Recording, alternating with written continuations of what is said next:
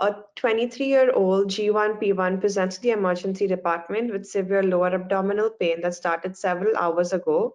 She's had fevers, malaise, nausea for the last 2 days. Her menstrual period was 3 weeks ago. Her past medical history is insignificant. She's had 3 sexual partners in the past 1 month and uses oral contraception. Her vital signs are temperature of 101.8, blood pressure 120/75. On physical exam, there is abdominal tenderness in the lower quadrants. Uterine and adnexal tenderness is also elicited. A urine test is negative for pregnancy. On speculum exam, the cervix is inflamed with motion tenderness and a scent yellow-white purulent discharge. Which of the following is the most likely diagnosis? A 23-year-old woman. She's come with constitutional symptoms. She's had 3 sexual partners and only uses oral contraception. So there's no barrier contraception here. And she's got abdominal tenderness, adnexal tenderness, cervix is inflamed, motion tenderness. She's got discharge. So this is a typical pelvic inflammatory disease case.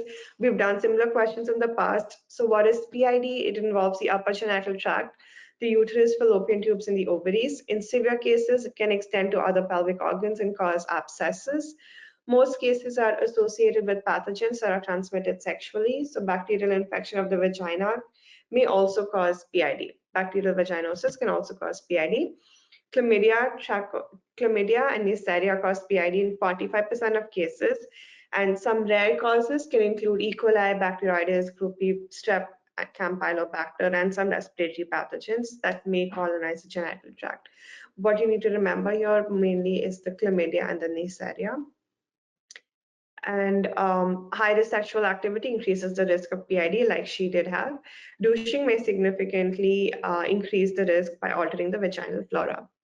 The presenting symptoms, like you all know, it's lower abdominal pain, which can increase during sexual activity, systemic symptoms, purulent discharge, cervical motion tenderness, adnexal tenderness.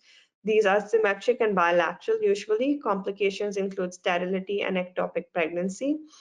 A urine pregnancy test should be performed in all suspected cases to rule out ectopic pregnancy or complications arising from an intrauterine pregnancy. The cervical discharge should be swabbed and cultured. A gram stain may be an expedite way to establish a diagnosis, and imaging may be required in complicated cases, such as when the abscess is formed. Okay, so very straightforward question, nothing complicated happening here. You just need to be able to identify the most common organisms and symptoms suggestive of PID. Thanks for watching. Please give a thumbs up and subscribe for more.